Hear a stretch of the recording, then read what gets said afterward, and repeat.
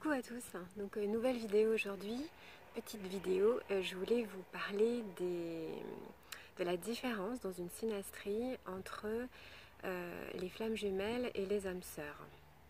Donc déjà je me présente pour celles et ceux qui n'ont pas vu ma dernière vidéo, enfin ma première vidéo, donc je m'appelle Lisa Arwen, je suis astrologue et thérapeute énergéticienne. Et donc voilà, je fais des thèmes natals, des révolutions solaires, des thèmes karmiques, des révolutions lunaires et des synastries qui sont des études relationnelles entre deux personnes et qui vont déterminer le type de relation dans lequel vous êtes. Donc âme sœur, flamme jumelle et la tonalité karmique de cette relation.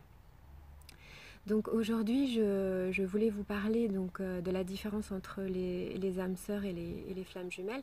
Donc déjà tout d'abord, pour ceux qui n'ont pas vu la première vidéo, une synastrie, c'est quoi? C'est la superposition des thèmes natals des deux personnes l'un sur l'autre qui vont déterminer le type de relation, et donc on regarde les aspects. Aspect donc dissonant, aspect harmonique entre les planètes et les astéroïdes. Alors on me demande souvent si oui mais Lisa, et si je n'ai pas l'heure de naissance et le lieu. Alors effectivement, comment dire, c'est plus comment dire disons qu'on va réussir avec juste la date de naissance à déterminer le type de relation, puisqu'on regarde avant tout les astéroïdes et les planètes.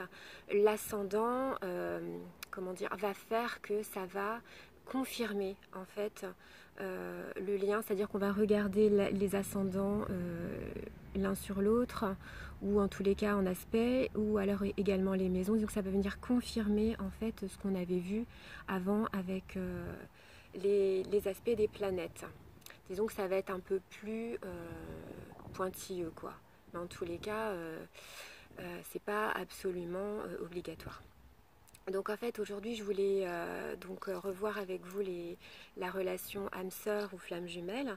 Donc dans une synastrie d'âme-sœur, les synastries sont vraiment plus douces, ça je l'ai déjà expliqué. C'est une relation beaucoup plus calme, beaucoup moins compliquée, et ça se voit. Donc souvent les luminaires sont en harmonie. Luminaire c'est quoi? C'est le soleil et la lune. Souvent dans une synastrie d'âme-sœur, la lune et le soleil sont en conjonction, ou alors en sextile, ou alors en trigone.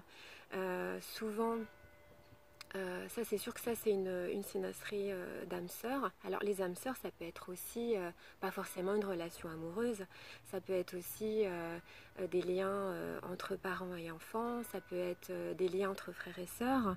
Après c'est d'autres éléments qui vont déterminer la relation amoureuse. Donc par exemple avec Vénus, avec Mars, qui vont être en conjonction ou en bon aspect forcément. Il y aura aussi l'astéroïde Amor, qui est vraiment l'astéroïde de l'amour inconditionnel, qui va être en bon aspect aussi dans les synastries d'âme sœur. Il va y avoir également, alors souvent Junon c'est le conjoint légal, il va être aussi en bon aspect. On peut le retrouver aussi dans les synastries de flammes jumelles, mais c'est quand même beaucoup plus dans les synastries d'âme sœur. Et surtout dans les synastries d'âme sœur, on ne retrouve pas la lune noire qui est en mauvais aspect.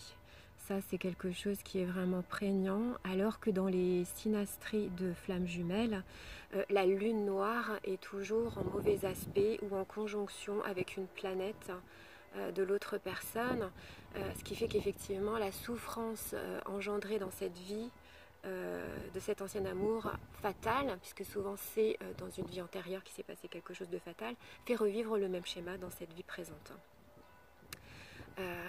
Donc en fait, dans les synastries de flammes jumelles, ce que je voulais dire aussi, c'est que souvent on retrouve l'astéroïde Psyché, qui est le lien d'amour hautement spirituel. Et voilà, l'amour du cœur, la télépathie, et souvent cet astéroïde se retrouve en bon aspect dans les synastries de flammes jumelles. On peut retrouver Amor aussi.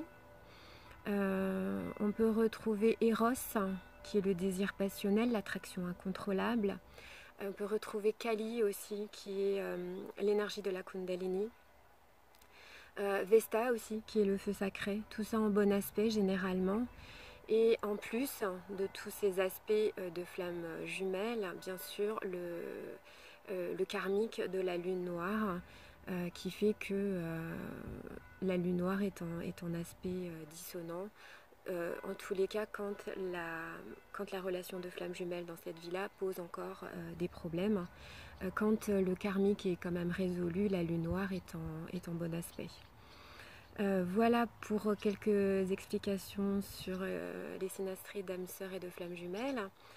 Si vous avez des questions, n'hésitez pas à les poser. En tous les cas, j'espère avoir répondu à certaines de vos questions. Et donc à très bientôt pour une prochaine vidéo. Je vous embrasse tous et portez-vous bien, prenez soin de vous. À très bientôt.